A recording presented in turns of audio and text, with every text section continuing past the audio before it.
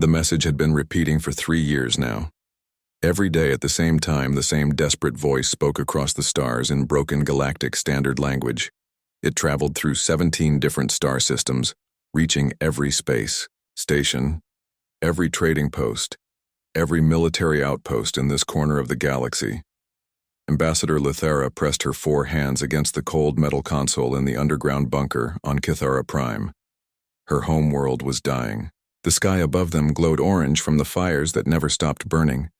The mechanical army had landed 6 months ago, and her people were losing badly. "Please," she whispered into the communication device, just like she had done every day, for so long. "This is the Kithara Coalition. We need help. The machines are destroying everything. They eat our cities. They turn our people into metal.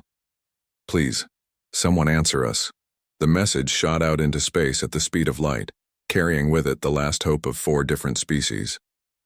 The Kithara looked like tall, thin humans, but with 4 arms and soft blue skin. They lived alongside the gentle ones, who were small and covered in white fur. The tree speakers were plant-like beings who could make flowers bloom with their thoughts. The water singers lived in the deep oceans and could talk to sea creatures. All of them were dying. The mechanical army called themselves the Harvesters. They came from deep space in ships that looked like giant metal spiders. When they landed on a world, they would start eating everything. Buildings, trees, animals, people. It did not matter. They turned it all into more machines, more soldiers, more ships. No one knew where they came from or why they did this. They just consumed and grew and moved on to the next world. The Harvesters had already eaten 3 Kithara worlds. Millions were dead. The survivors had fled to the last 4 planets, but the machines were coming for them too. Every species in the galaxy knew about the distress call. The message was impossible to miss. It played on every communication frequency, in every language, but no one came to help. The Zephyrians lived on worlds made of crystal and light.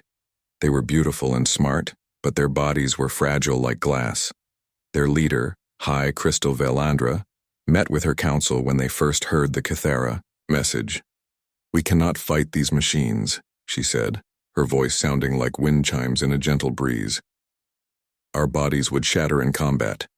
We must protect ourselves and our crystal cities."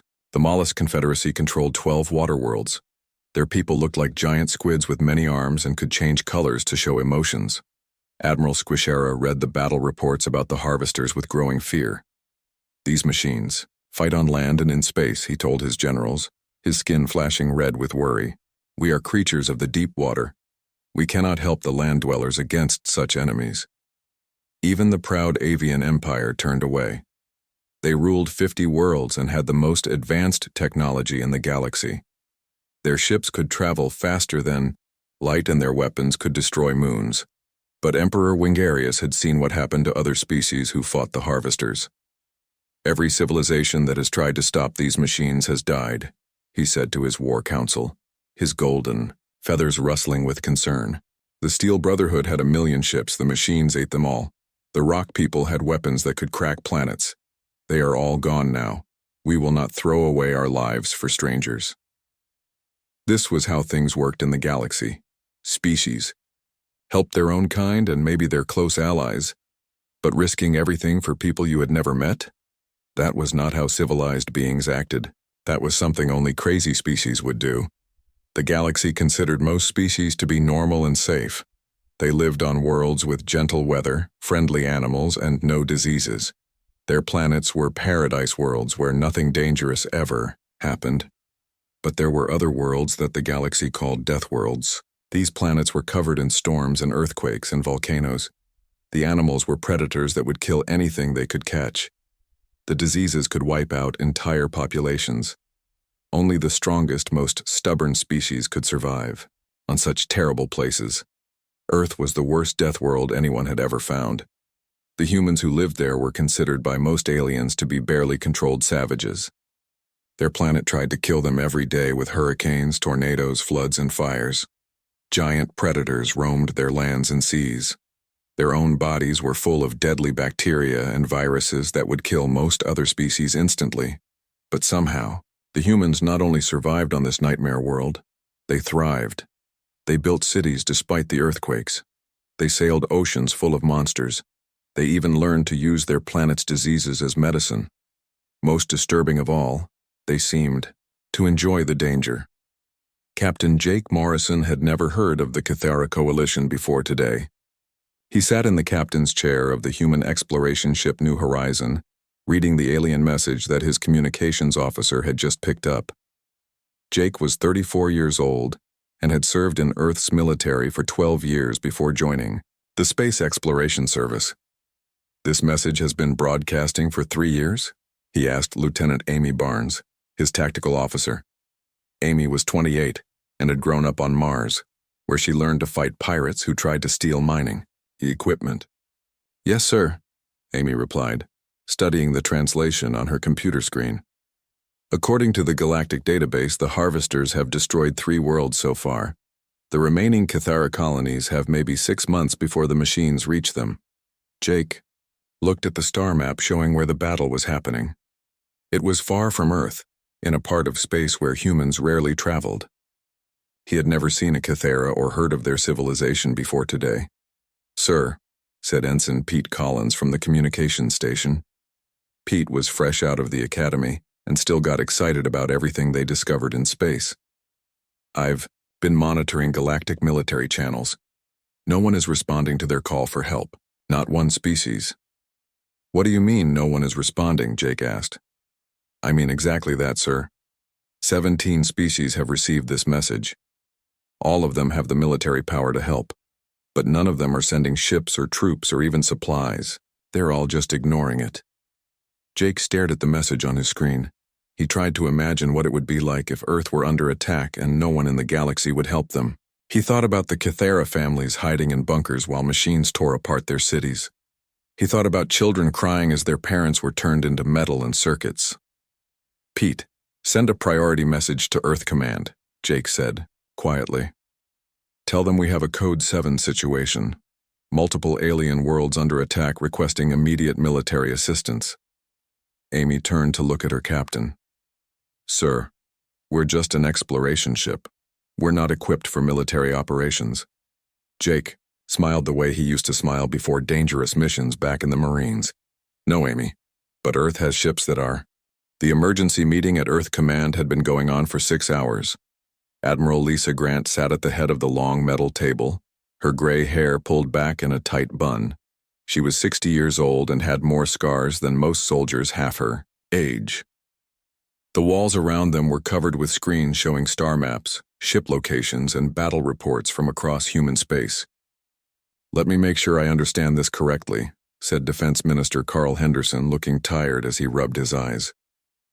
"An alien species we have never met is asking for help against an enemy that has never been defeated. And Captain Morrison wants us to send our entire fleet to a part of space we know nothing about." "That's right, sir," Admiral Grant replied calmly. She had read the report from the New Horizon 5 times. Each time she came to the same conclusion. The Kythera Coalition is facing complete destruction. They have maybe 4 months left before the Harvesters finish them off. General Bob Stevens, head of Earth's Marine Forces, leaned forward in his chair. He was a big man with hands like hammers and a voice that could be heard across a battlefield. "Admiral, I've been studying these Harvester things. Every species that has fought them has lost. The Steel Brotherhood had 1,000,000 ships and the best weapons in the galaxy. The machines turned them all into scrap metal." "I know the odds," Lisa said, "but that's not the point." "Then what is the point?" asked Dr. Janet Foster, Earth's chief science advisor. She was a small woman who looked more like a teacher than someone who designed weapons. "We're talking about risking thousands of human lives for aliens we've never even seen." Admiral Grant stood up and walked to the big screen on the wall. It showed pictures that Captain Morrison had sent back. Images of Kythera cities burning, of families running from mechanical soldiers, of children hiding in underground shelters. "The point is that they asked for help and no one else will answer," she said quietly. "The point is that right now, somewhere across the galaxy, people are dying while we sit here talking about odds and risks." The room went silent. Everyone knew about Admiral Grant's history. She had been born on Europa, one of Jupiter's moons during the mining wars. When pirates attacked the colony, Earth's military was too far away to help. Lisa had watched her parents die defending their home. She had sworn that day that no one would ever die alone if she could prevent it. "Ma'am," said Commander Dave Wilson, head of fleet operations. He was younger than most of the others, with short black hair and serious eyes. "Even if we decide to help, we're talking about sending our ships across half the galaxy. That's a 6-week journey at maximum speed. They might all be dead by the time we get there. Then we better move fast," Lisa replied. Carl Henderson sighed and looked around the table at all the military officers. "Admiral, you're asking me to approve the largest deployment in human history. Every heavy cruiser, every destroyer, every support ship we have. If we lose this fleet, Earth will be defenseless." "Sir, with respect, when has Earth ever been safe?" Admiral Grant asked. "We've been fighting for survival since the day we crawled out of the caves. Pirates, rebels, alien diseases, asteroid strikes. Something is always trying to kill us. The only difference is that this time, we can choose to fight for someone else instead of just ourselves." The defense minister was quiet for a long moment. He thought about his own son, who served on a destroyer patrolling the outer colonies. He thought about what would happen if that ship ever sent out a distress call and no one came to help. "What do you need?" he asked finally. Admiral Grant smiled for the first time all day. "Everything we have, sir, and permission to show the galaxy what Deathworlders can do." 3 days later, ships began arriving at the staging area near Mars. The sight would have terrified most alien species. 47 human warships gathered in formation, their dark hulls bristling with weapons that had been designed to fight in the worst conditions imaginable. The flagship was the dreadnought Defiance, a ship so large it had its own gravity generators. Admiral Grant stood on its bridge watching as the last ships joined the fleet. Her second-in-command, Captain Ben Carter, stood beside her looking at the tactical displays. "Ma'am, the destroyer Vanguard is reporting ready for departure," he said. Ben had served under Lisa for 8 years and knew how she thought. He also knew that this mission was personal for her. "Good. What about our intelligence on the enemy?" "Commander." Roy Phillips stepped forward with his report. Roy was the fleet's chief tactical analyst, a quiet man who spent most of his time studying alien battle records and combat videos. "Admiral, I've reviewed every engagement between the harvesters and other species. The machines use swarm tactics, overwhelming numbers of small, fast ships that attack from all directions at once. How did the other species respond? They tried to meet force with force. Big ships, heavy weapons, traditional battle formations. The harvesters would surround them and pick them apart piece by piece. No one has ever tried guerrilla warfare against them." Admiral Grant nodded. This was what she had hoped to hear. "That's because most species fight the way they live, carefully, following rules, trying to minimize risk. They think like civilized beings." "And we don't?" Captain Carter asked with a grin. "We think like predators from a death world," Lisa replied. "We think like humans." The fleet was ready to depart, but first, Admiral Grant wanted to speak to all the ship captains. She opened a communication channel that connected to every vessel in the formation. "Captains, you all know why we're here. 4 alien species are about to be wiped out by an enemy that has never been defeated. Every other civilization in the galaxy has turned their backs on these people. They think the risk is too great, the enemy too strong." She paused and looked out at the stars where Earth hung like a blue marble against the darkness. "Maybe they're right. Maybe we're about to fly into a battle we can't win. But here's what I know about humans. We don't abandon people who need help. We don't run from fights just because they're hard. And we sure as hell don't let bullies win without making them pay for it." The communication channel crackled with voices as 46 ship captains responded at once. "Yes, ma'am," came the reply from across the fleet. "One more thing," Admiral Grant added. "The aliens out there think Earth is a death world. They think we're dangerous and unpredictable. They think we're barely controlled savages who fight too much and take too many risks." She smiled as she looked at the fleet of warships surrounding her flagship. "Let's prove them right. All ships jump to hyperspace. Time to show the galaxy what happens when you mess with innocent people and the Deathworlders find out about it. The human fleet vanished into hyperspace, leaving behind the safety of home and heading toward a battle that would change the galaxy forever. For the first time in 3 years, the Cathara Coalition's call for help was about to be answered. But the beings coming to help them were unlike anything the galaxy had ever seen before. The human fleet dropped out of hyperspace at the edge of the Cathara system 6 weeks after leaving Earth. What they saw made even veteran soldiers stop and stare. The fourth planet, Cathara Prime, was surrounded by a cloud of metal that stretched from the surface to the upper atmosphere. Thousands of harvester ships moved like angry insects around the dying world.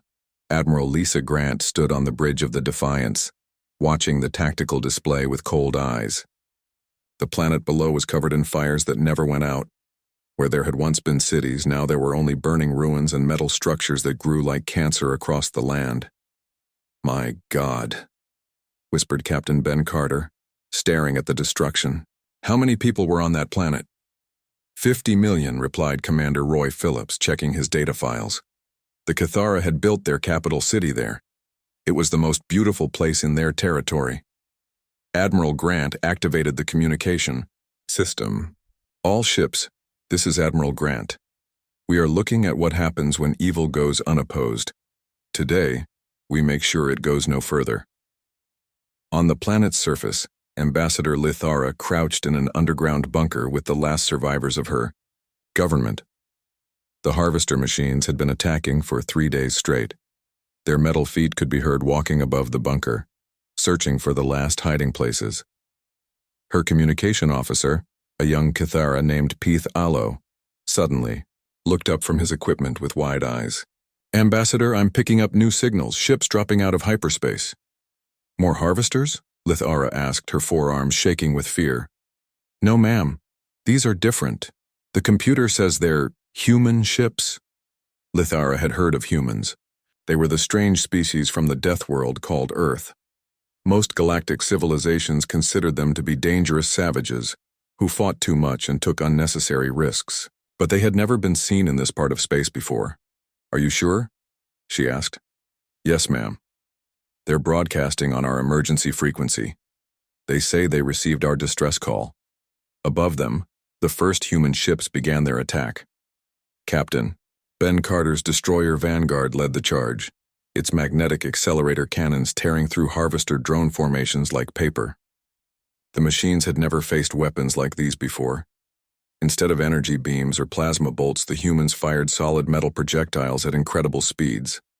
"All ships, execute Battle Plan Alpha," Admiral Grant commanded from the Defiance. "Scatter formation, hit and run tactics. Do not engage in direct confrontation with the main swarm." This was the key to the human strategy. Every other species had tried to meet the harvesters head-on, matching ship for ship and weapon for weapon. The humans did the opposite. They broke apart into small groups and attacked from unexpected angles, then disappeared before the machines could respond. Lieutenant Commander Sue Davis led her fighter squadron from the carrier Liberty in a maneuver that would later be called the Death World Dive. Her 12 small ships plunged straight down through the center of a harvester formation, their weapons targeting the command ships that controlled the drones. "This is Viper Leader," Sue called over the radio as her fighters screamed through the enemy formation. "I have visual on the Big Ugly in the center. All ships concentrate fire on the central command node." The harvester drones were programmed to respond to standard military tactics. When attacked from above, they would form defensive walls. When attacked from the sides, they would spread out to surround their enemies. But they had never encountered anything like human fighter pilots. Sue's squadron dove straight down, fired everything they had, then pulled up at the last second and escaped through the bottom of the formation. The harvester command ship exploded in a ball of fire, and suddenly 500 drones had no one to give them orders. "Got it," Sue shouted as her fighters regrouped. "The drones are just floating there like lost sheep." On the heavy cruiser, Thunderstrike, Captain Mary Johnson watched the battle unfold on her screens. Mary had fought pirates in the asteroid belt for 10 years and knew how to use an enemy's strength against them. "Helm, take us into that debris field," she ordered. "Use the wrecked ships as cover." Ma'am, that's awfully close to the main harvester. Formation, her first officer warned. That's the point, Mary replied with a grin. They're expecting us to keep our distance and fight like civilized beings. Time to show them how Deathworlders really fight. The Thunderstrike dove into the wreckage of destroyed Cathara ships, using the metal debris to hide from harvester sensors. When enemy ships came looking for them, Mary's crew would fire from behind cover, then disappear into the wreckage again. The harvesters had never faced an enemy that used their own destroyed allies as hiding places. It was something only beings from a Deathworld would think to do. Admiral Grant watched the battle from the Defiance's command center. Her ships were taking damage, but they were winning. For the first time in galactic history, harvester swarms were retreating. Admiral, called Commander Phillips from his station. I'm reading massive power signatures from the planet's surface. It looks like the harvesters are preparing to activate some kind of planet-killer weapon. Lisa looked at the tactical display. The machines on the surface were connecting themselves together, forming a giant network that stretched across continents. If they activated whatever they were building, Cathara Prime would be destroyed completely. All ships, new priority target, she announced. We need to get troops on the ground and stop that weapon. Ma'am, our landing craft can't penetrate. Their air defenses, Captain Carter reported. Admiral Grant looked at the burning planet below. Somewhere down there, Ambassador Lithara and her people were hiding in bunkers waiting to die. She thought about her parents on Europa, how they had died because no one could reach them in time. Then we make our own landing zone, she said. All ships prepare for planetary bombardment. We're going to clear a path. The human fleet turned its weapons toward the planet's surface. Energy beams and kinetic projectiles rained down on the harvester positions, blasting huge craters in their metal formations. It was a desperate plan that only Deathworlders would attempt, bombarding a planet they were trying to save. But it worked. The bombardment created a gap in the harvester defenses large enough for the Marine landing craft to get through. Colonel Frank Morris led 2,000 Marines toward the planet's surface in heavily armored dropships. Frank was a big man with scars on his face and hands that told the story of 20 years of fighting in the worst places humanity had ever found. Listen up, Marines, he called over the radio as the dropships dove through the atmosphere. Those machines down there have been killing innocent people for months. They think they're unstoppable. Today we teach them that they never met anyone from Earth before. The dropships landed in the crater zone, and human Marines poured out into the burning landscape. They carried weapons designed for the worst environments Earth could offer.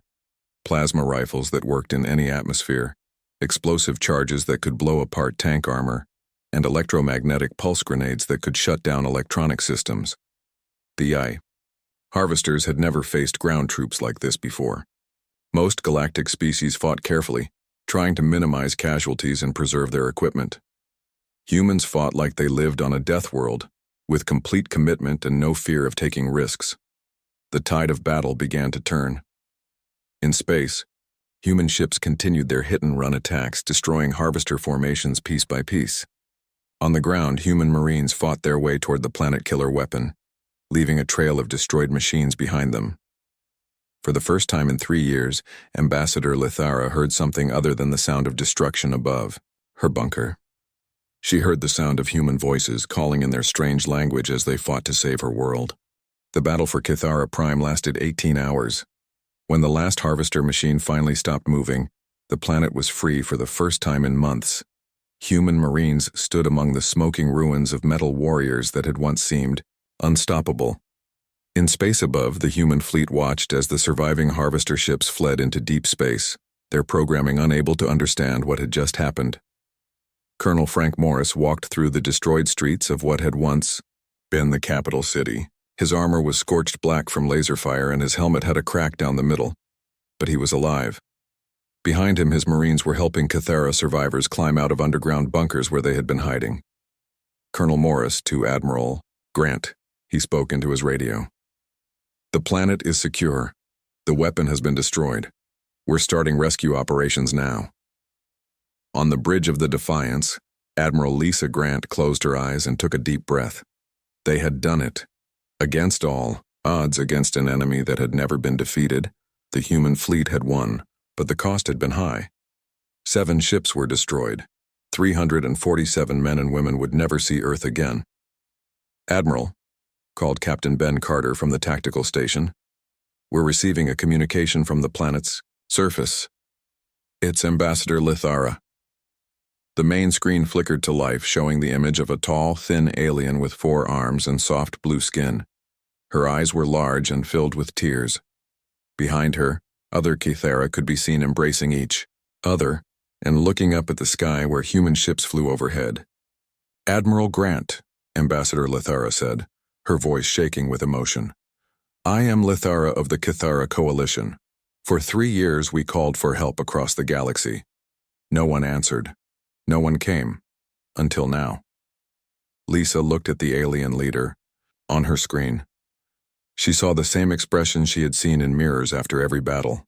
Relief mixed with grief for those who had not survived. "Ambassador, we're sorry we couldn't get here sooner," Lisa replied. "But we're here now and the harvesters are gone." "How?" Lithara asked.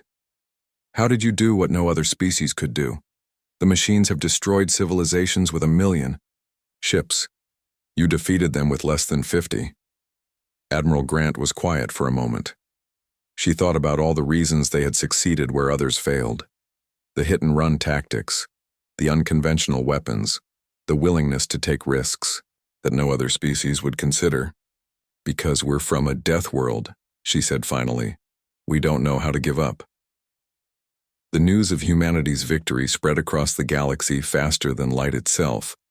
On crystal worlds and water planets, in trading stations and military bases, aliens watched the battle recordings with amazement and fear. The species that everyone had dismissed as barely controlled savages had just accomplished the impossible. On the Zephyrian homeworld, High Crystal Valandra called an emergency meeting of her council. The beautiful crystal beings gathered in their shimmering city to discuss what this meant for their future. "The humans did not just defeat the harvesters," she said, her voice ringing like bells. "They destroyed them completely.